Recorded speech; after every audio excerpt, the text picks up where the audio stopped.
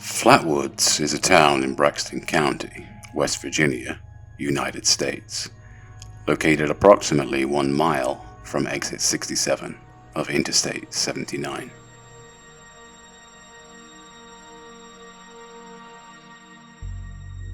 Seemingly an ordinary town in the middle of nowhere, what happened one night on a late September evening would change the town forever.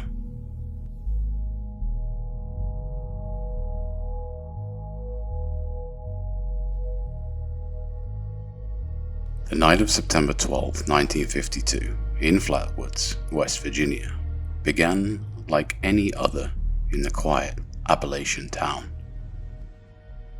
The air was crisp with the first hints of autumn, and the stars were just beginning to twinkle in the darkening sky.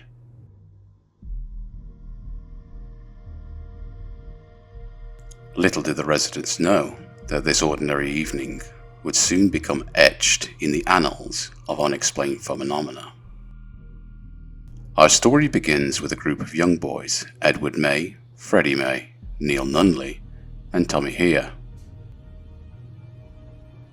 They were engaged in a friendly game of football.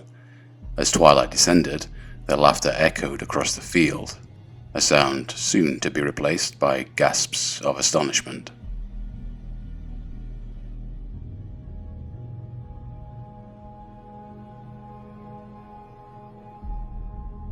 At approximately 7:15 p.m., a bright object streaked across the sky, leaving a trail of red light in its wake. The boys watched in awe as it arced over the hills and seemed to descend behind a nearby farm owned by G. Bailey Fisher. Excitement quickly overshadowed any fear they might have felt. Could it be a shooting star? Or perhaps something more extraordinary? Driven by curiosity, the boys raced to the home of Kathleen May, a local beautician and mother to the two of the boys. They breathlessly recounted what they had seen, their eyes wide with excitement. Kathleen, intrigued by their story, decided to investigate.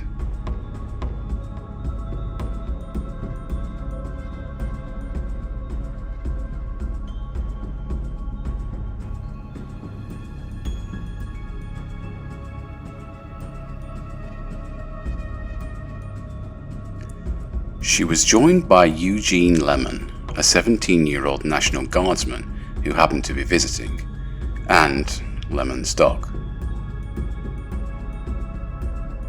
As the group made their way up the hill towards the Fisher farm, the atmosphere began to change.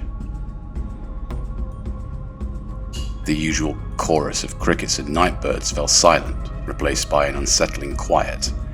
A strange, metallic odor permeated the air, growing stronger as they approached the crest of the hill.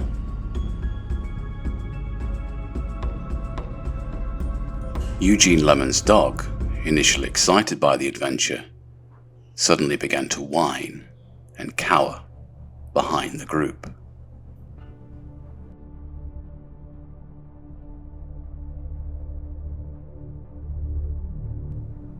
Its behavior added to the growing sense of unease that had settled over them. What had seemed like an exciting investigation now felt ominous.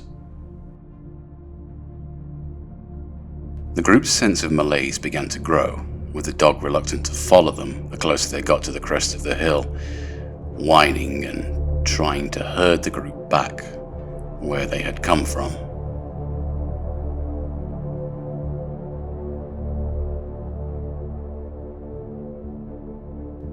As they reached the top of the hill, the group noticed a pulsing red light emanating from the woods ahead.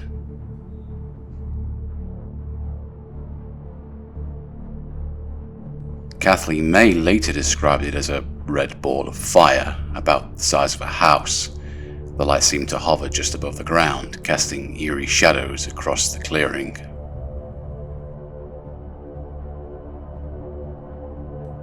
Eugene, being the oldest and having some military training, took the lead.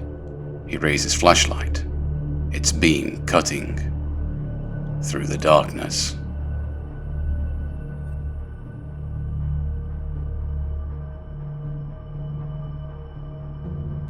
And then, in a moment that would haunt the witnesses for years to come, the light fell upon something utterly alien. There in the clearing stood a being that defied explanation. It towered over them, standing between 10 to 12 feet tall. Its body gleamed with a metallic sheen, more like a suit of armor than flesh. But it was the creature's head that truly terrified the group. Shaped like an ace of spades, it housed two enormous, glowing red eyes that seemed to pulse with an otherworldly light.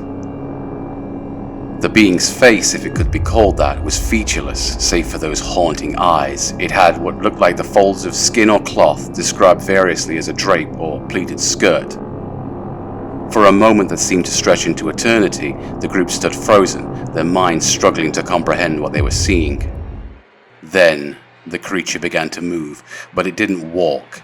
It glided towards them, closing the distance with an unnatural grace.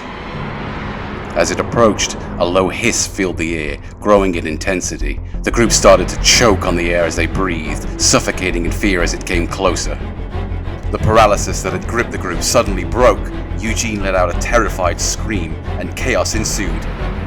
The dog, which had been cowering behind them, bolted down the hill. The group followed suit, running as fast as their legs could carry them. As they fled, some of the witnesses reported feeling a strange mist or vapor that left an oily residue on their clothes.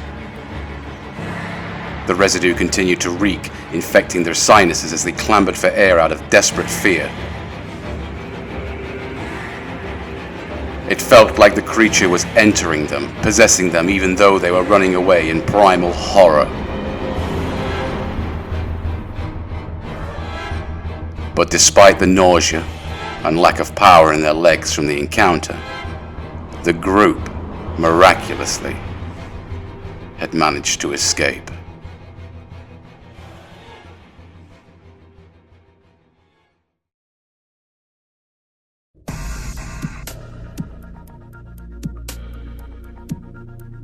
News of the incident spread quickly through Flatwoods and beyond. By the next day, local Sheriff Robert Carr and his deputy Burnell Long had arrived to investigate.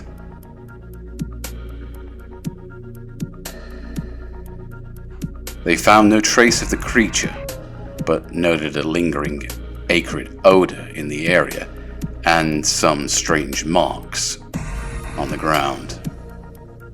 The story caught the attention of the media, and soon reporters from across the country were descending on the small West Virginia town.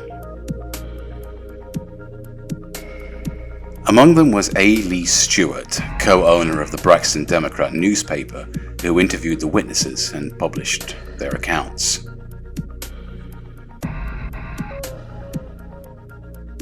As word spread, other residents came forward with their own strange sightings from that night. A mother and her 21-year-old daughter reported seeing a bright orange object hovering over their barn. The incident drew the attention of UFO researchers and skeptics alike. Some believed it to be clear evidence of an alien visitation, while others sought more earthly explanations. One theory suggested that the creature might have been a barn owl perched on a tree branch, its appearance distorted by fear and the poor lighting conditions.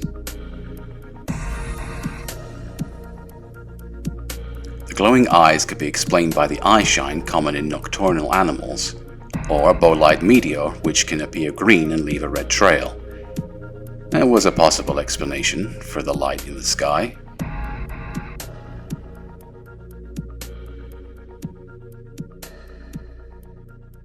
But for those who were there that night, no explanation could fully account for what they had experienced. The terror they felt was real. The image of that strange looming feature remained burned into their memories. In the years that followed, the Flatwoods monster became part of West Virginia folklore. It joined the ranks of other mysterious creatures said to roam the Appalachian hills, like Mothman and the Grafton monster. Today, visitors to Flatwoods can explore the legend at the Flatwoods Monster Museum, where artifacts, artwork, and eyewitness accounts keep the tale alive.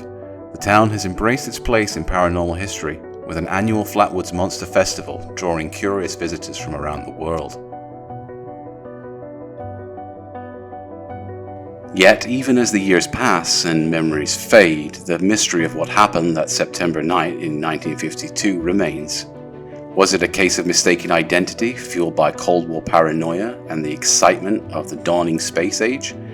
Or did something truly otherworldly visit the hills of West Virginia? For those who walk the quiet streets of Flatwoods as night falls, the question lingers. And sometimes, when the wind whispers through the trees and the shadows play tricks on the eye, it's easy to imagine that somewhere in those dark hills, the Flatwoods Monster still watches and waits.